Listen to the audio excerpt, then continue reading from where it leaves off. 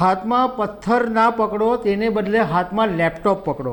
અને તમને જો કોઈ પણ સમસ્યા હોય તો અમારી સાથે, અમારી સરકારની સાથે તમે સંવાદ કરો, પરંતુ આ બધી ખોટી એક્ટિવિટીમાંથી તમે બહાર નીકળી જાઓ. નમસ્કાર દર્શક મિત્રો, જમ્મુ કાશ્મીરમાં તાજેતરમાં સેનાને હટાવીને હવે ટોટલ જવાબદારી જમ્મુ એન્ડ કાશ્મીર પોલીસને સોંપી દેવામાં આવી છે.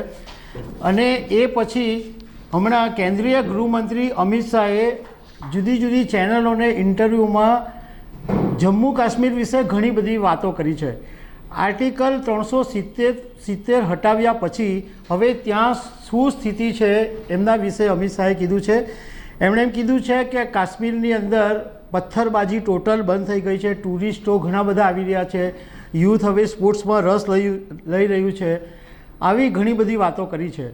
તો એના વિશે તમારી સાથે વાત કરીશ. મારું નામ રાજેશ શાહ છે અને તમે જોઈ રહ્યા છો ખબરછે.com. દર્શક મિત્રો, કેન્દ્રીય ગૃહમંત્રી અમિત શાહે કેટલાક મીડિયાને ઇન્ટરવ્યૂ આપ્યા છે અને આ જુદા જુદા ઇન્ટરવ્યૂમાં જે વાત કરી છે એનો જે સાર છે એ તમારી સાથે શેર કરીશું. તો એમણે એમ કીધું કે અમે 7 વર્ષનું બ્લુ પ્રિન્ટ બનાવ્યું છે અને જમ્મુ કાશ્મીર પોલીસને મજબૂત કરવા માટે જમ્મુ કાશ્મીર પોલીસ પોતાના પગ પર ઊભી રહી શકે એના માટે અમે જમ્મુ કાશ્મીરમાંથી સેનાને હટાવી દીધી છે. હવે કાશ્મીરમાં જે પણ કોઈ આતંકવાદી મુઠભેડ થશે એને જમ્મુ એન્ડ કાશ્મીર પોલીસ સંભાળશે. જમ્મુ કાશ્મીર પોલીસ ફોરફ્રન્ટ પર રહેશે. એમણે એમ કીધું કે જમ્મુ કાશ્મીરની પોલીસ બધું સંભાળશે પણ કેન્દ્રીય ફોર્સનો સપોર્ટ તો રહેશે જ. અમિત શાહે કીધું કે હવે જમ્મુ કાશ્મીરમાં આખું કલ્ચર બદલાઈ ગયું છે. પહેલાં દિલ્હીની જે સરકારો હતી એ જમ્મુ કાશ્મીર પોલીસ ઉપર બિલકુલ વિશ્વાસ નહોતી રાખતી. અમે જમ્મુ કાશ્મીર પોલીસમાં ગુણાત્મક બદલાવ કરેલો છે અને હવે જમ્મુ કાશ્મીર પોલીસ પૂરેપૂરી જવાબદારી સંભાળશે. સાથે સાથે એમણે એમ કીધું કે પથ્થરબાજી ટોટલી બંધ થઈ ગઈ છે. 2 કરોડ જેટલા ટુરિસ્ટો કાશ્મીરની અંદર આવ્યા છે અને તાજેતરની અંદર શ્રીનગરમાં ફોર્મ્યુલા 4 કાર રેસિંગની સ્પર્ધા પણ થઈ હતી. ટેરર ફાઇનાન્સ બંધ કરી દેવામાં આવ્યું છે. લગભગ 150 કરોડ રૂપિયાની પ્રોપર્ટી જપ્ત કરી દેવામાં આવી છે અને 90 પ્રોપર્ટીને સીઝ કરી દીધી છે. 134 બેંક ખાતાને પણ ફ્રીઝ કરી દેવામાં આવ્યા છે. અમિત શાહે કીધું કે આર્ટિકલ 370 હટ્યા પછી જમ્મુ એન્ડ કાશ્મીરની અંદર ઇન્વેસ્ટમેન્ટમાં પણ ખાસો એવો વધારો થયો છે. એમણે સાથે સાથે એમ પણ કીધું કે હું હજુ પણ કાશ્મીરના યુવાનોને કહેવા માગું છું કે કોઈ પણ ભ્રમમાંથી તમે બહાર નીકળો. આ પાકિસ્તાનનો પ્રોપેગન્ડા છે એમાંથી તમે બહાર નીકળો. પાકિસ્તાનમાં જે પ્રકારની ભૂખ છે, અર્થતંત્રની હાલત છે, જે પ્રમાણે મોંઘવારી છે, પાકિસ્તાની જે લોકો છે એ પણ હવે કાશ્મીરને સ્વર્ગ માને છે અને કાશ્મીરને જોવા માંગે છે. ભારતના લોકો તો કાશ્મીરને સ્વર્ગ માને જ છે. મારે યુવાનોને એમ કહેવું છે કે તમને જ્યારે આટલું સ્વર્ગ મળ્યું છે તો બીજી બધી પડોજણમાં પડવાને બદલે તમે આ જે સ્વર્ગ છે એને એન્જોય કરો અને વિકાસની પ્રક્રિયા સાથે જોડાઈ જાઓ. તમે અભ્યાસ ભણવા ઉપર ધ્યાન રાખો. હાથમાં પથ્થર ના પકડો, તેને બદલે હાથમાં લેપટોપ પકડો. અને તમને જો કોઈ પણ સમસ્યા હોય તો અમારી સાથે, અમારી સરકારની સાથે તમે સંવાદ કરો, પરંતુ આ બધી ખોટી એક્ટિવિટીમાંથી તમે બહાર નીકળી જાઓ.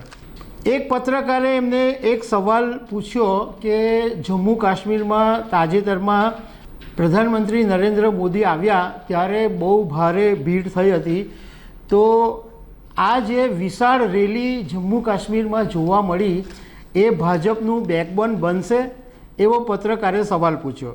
તો અમિત શાહે એનો જવાબ આપ્યો કે અમારો હેતુ જમ્મુ કાશ્મીરમાં બિલકુલ રાજકીય નથી.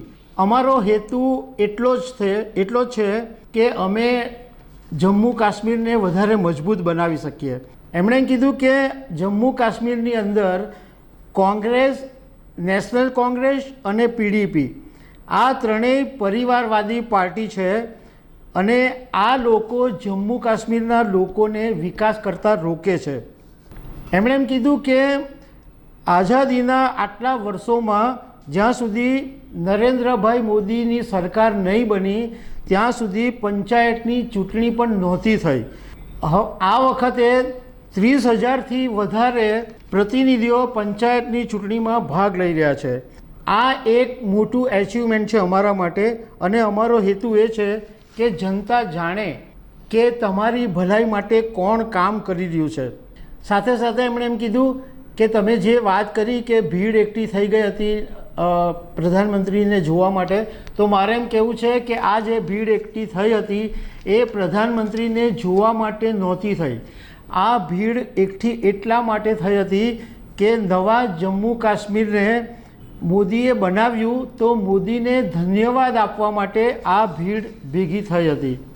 બીજા એક ઇન્ટરવ્યૂની અંદર પત્રકારે એક સવાલ પૂછ્યો કે લોકસભાની સાથે સાથે સ્ટેટ ઇલેક્શન થશે, ક્યારે થશે? તો અમિત શાહે એમ જવાબ આપ્યો કે તમે માત્ર લોકસભા કે વિધાનસભાની ચૂંટણીને જ કેમ ચૂંટણી માનો છો?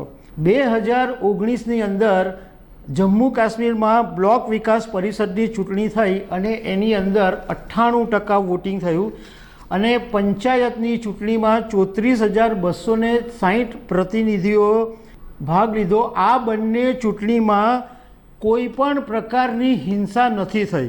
લગભગ બંને ચૂંટણીમાં એવરેજ 90% વોટિંગ થયું અને સુપ્રીમ કોર્ટ ઓફ ઇન્ડિયાએ ઓર્ડર આપેલો છે કે સપ્ટેમ્બર 31 પહેલાં વિધાનસભાની ચૂંટણી સમાપ્ત કરવામાં આવે.